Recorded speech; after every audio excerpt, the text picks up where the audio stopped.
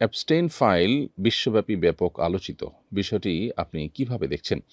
এটিকে সাদা চোখে আমরা তো দেখছি যে একজন মানসিকভাবে বিকারগ্রস্ত বা বিকৃত মস্তিষ্ক মানুষের প্রচণ্ড রকমের পৈশাচিক কর্মকাণ্ড।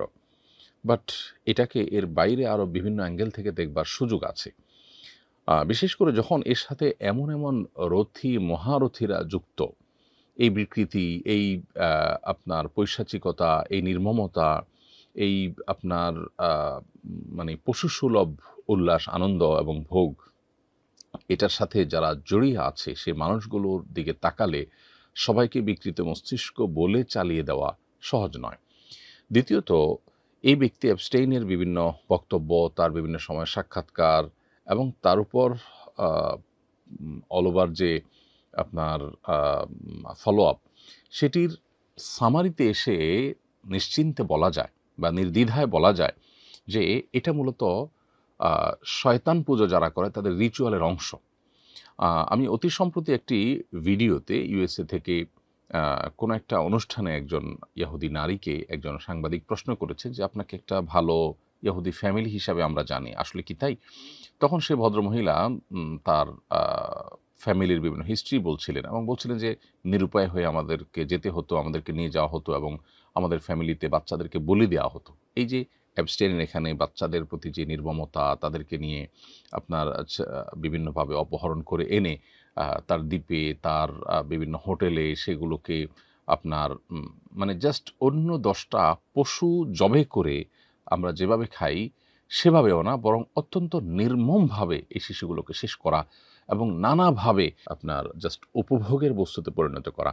শিশু, নারী এরকম আরও বিভিন্ন যে মানুষগুলোর প্রতি যে নির্মমতাগুলো করা হতো, এই পুরো প্রক্রিয়াটা সম্পর্কে সে ভদ্রমহিলার বক্তব্য অনুযায়ী বোঝা যায় যে এটি মূলত শয়তান পুজোর অংশ। শয়তানের যারা পুজো করে, উপাসনা করে, তাকে সন্তুষ্ট করার জন্য রিচুয়ালের অংশ হিসাবে এই সমস্ত আপনার নোংরামো করতে হয়। এই নোংরামোর আ এমন পাঠ আছে যেগুলো আসলে মুখে উচ্চারণ করবার যোগ্য নয়।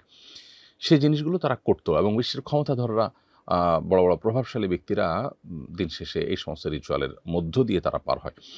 এখানে এই যে ইহুদি ফ্যামিলির যে মহিলার সাক্ষাৎকার এবং আপনার অ্যাবস্টেইনের যে বিভিন্ন সময় সাক্ষাৎকার বা তার যে লাইফস্টাইল বা তার যে পুরো কার্যক্রম, এটা ফলো আপ করলে বোঝা যায় যে শিশুদেরকে বলি দেওয়া আ কত নির্মমভাবে কে বলি দিতে পারছে এবং নারীদের প্রতি কত নির্মম কে হতে পারছে অপহরণ করে এবং আপনার পৈশাচিকতা কতটা করতে পারছে, এর উপরে শয়তানের সন্তুষ্টি অনেকখানি নির্ভর করে। আল্লাহ যে মানুষকে সতর্ক করেছে শয়তানের ব্যাপারে এবং বারবার করে শয়তান থেকে আমাদেরকে সাবধান থাকতে বলেছে এবং শয়তানকে সন্তুষ্ট করে শয়তানকে আল্লাহ তাআলা, শয়তান আল্লাহর সৃষ্টি, তাকে তার বিশেষ কিছু পাওয়ার আল্লাহর তরফ থেকে দেওয়া আছে। এটা পার্ট অফ এক্সাম, পরীক্ষার অংশ। সেই জায়গা থেকে শয়তান থেকে দূরে থাকার যে সতর্কীকরণ দীর্ঘদিন থেকে বা মানব সৃষ্টির শুরু থেকে আল্লাহ তাআলা আমাদেরকে নবী রাসূলদের মাধ্যমে করেছেন, সেটি আবারও আমাদের কাছে অত্যন্ত বাস্তবসম্মত এবং আ আ এবং আবারও সেটা আমাদের জীবনের সাথে খুবই রিলেভেন্ট যে সেটি প্রমাণ হলো। এর সাথে পশ্চিমা দুনিয়া যে আমাদেরকে নারী অধিকার, শিশু অধিকারের যে সমস্ত সবক-টবক শোনায়, এগুলো যে সবগুলোই তাদের বাণিজ্যের অংশ, এগুলো সবগুলোই যে ধোঁকা এবং আমাদেরকে বিনোদনের নামে আমাদের যে রিচুয়াল আছে আল্লাহর সাথে কানেক্টেড হওয়ার, আল্লাহর পাওয়ার দ্বারায় প্রভাবিত হওয়ার এবং শক্তিশালী হওয়ার, আমাদের দুনিয়া এবং আখিরাতে কল্যাণ এর অধিকারী হওয়ার, সেই রিচুয়ালগুলো থেকে আমাদেরকে দূরে সরাবার জন্য এই ধর্মীয় বিষয়গুলোকে হাস্যরসের উপহাসের বিষয়ে পরিণত করেছে এবং বিনোদনের নামে যে সমস্ত আইটেম আমাদেরকে দিয়েছে, এগুলো সবগুলো মূলত শয়তানের রিচুয়াল এবং শয়তানকে সন্তুষ্ট করার আ আইটেম। সেগুলো দিয়ে তারা আমাদের যে আধ্যাত্মিকতা, আমাদের যে আধ্যাত্মিক শক্তি, সেটাকে ধ্বংস করছে। প্রসঙ্গত এখানে আরেকটু বলে রাখি, ওই ইহুদি নারীর বক্তব্য শোনার পর আমার কাছে মনে হলো যে ফিলিস্তিনে তারা যে শিশুদেরকে টার্গেট করে যে হত্যা করেছে, দীর্ঘদিন পর্যন্ত তাদের প্রতি যে নির্মমতা তারা চালিয়েছে, এটিও তাদের সেই রিচুয়ালের অংশ কিনা সেটি ভেবে দেখবার যথেষ্ট সুযোগ আছে। কারণ শয়তানকে সন্তুষ্ট করবার জন্য যে শিশু বলি থেকে নিয়ে যত রকমের আয়োজন আছে, এমনকি ওই যে ভদ্রমহিলার বক্তব্যে শুনছিলাম যে এমনও হয় যে পারিবারিকভাবে প্ল্যান করে বাচ্চা গর্ভে ধারণ করা হয় এবং আশপাশের মানুষকে বুঝতে দেওয়া হয় না। ওই বাচ্চা মূলত শয়তানকে সন্তুষ্ট করার জন্য বলি দেওয়া হবে। এটাই থাকে উদ্দেশ্য এবং সেটি দেয়া হয়। এই যে পুরো কার্যক্রম, এখান থেকে নতুন করে আমাদের আল্লাহর নেয়ামত ইসলামের প্রতি আমাদের আরও বিশ্বাস বেড়ে যায়, আরও আস্থা বেড়ে যায় এবং আল্লাহর প্রতি আরও অগ্রসর হওয়ার গুরুত্ব আমরা অনুধাবন করতে পারি।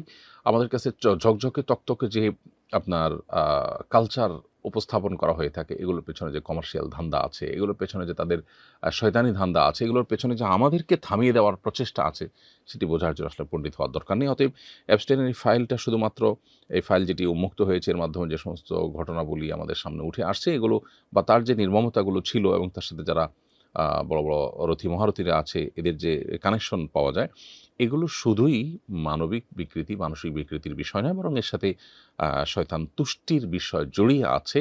আমরা আল্লাহকে সন্তুষ্ট করতে চাই। এখানে রাস্তা ২ টা, শয়তানের রাস্তা যার শেষ মাথা জাহান্নাম। দুনিয়াতেও সেটা জাহান্নামী।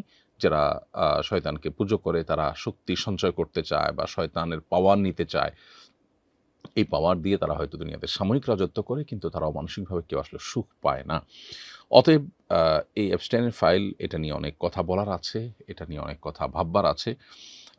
কোরআনে কারিম যে বাল মূর্তিকে পুজো করতে নিষেধ করেছে, সেই বালের বিশেষ অনুগত ছিল এবং তার জীবনের অনেক কিছুতে সেটার প্রভাব পাওয়া যাচ্ছে। এখনকার যে সমস্ত তথ্য-উপাত্ত আসছে তাদের মাধ্যমে, গণমাধ্যমের মাধ্যমে, সেগুলো থেকে বোঝা যাচ্ছে।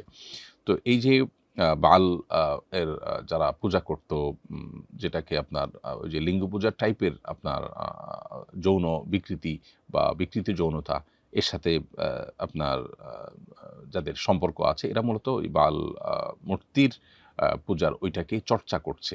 এপস্টেইনের মধ্যে সেই জিনিসটাও পাওয়া যাচ্ছে।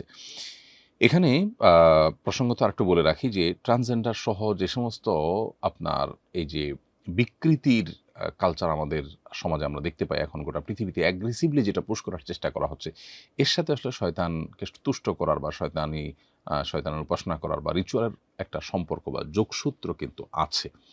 অতএব পুরো বিষয়টা আসলে অনেক বড় খেলার ব্যাপার। আগামীর পৃথিবী এটি যতটা না অস্ত্রের যুদ্ধের পৃথিবী, তত তার চাইতে বেশি হবে আপনার স্পিরিচুয়াল যুদ্ধের পৃথিবী।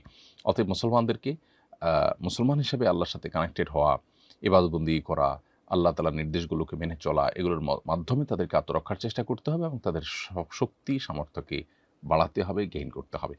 সেই জায়গা থেকে আমাদের আরও দিনের পথে অগ্রসর হওয়ার প্রেরণা আমরা এই সমস্ত ঘটনা থেকে পাই। এই সমস্ত ঘটনার একেবারে গভীরে যারা প্রবেশ করেন, তাদের কাছে বিষয়গুলো স্পষ্ট হয়ে যায়। আল্লাহ তাআলা আমাদেরকে শিক্ষা গ্রহণ করার তৌফিক দান করুন এবং এই সমস্ত নির্মমতা বন্ধ হোক।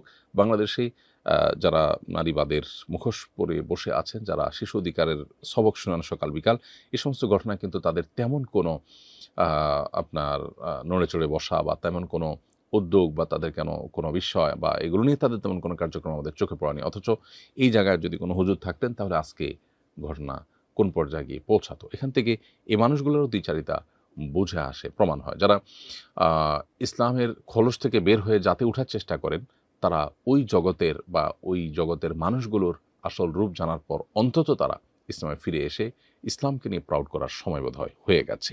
আল্লাহ আমাদেরকে বোঝার তৌফিক দান করুন।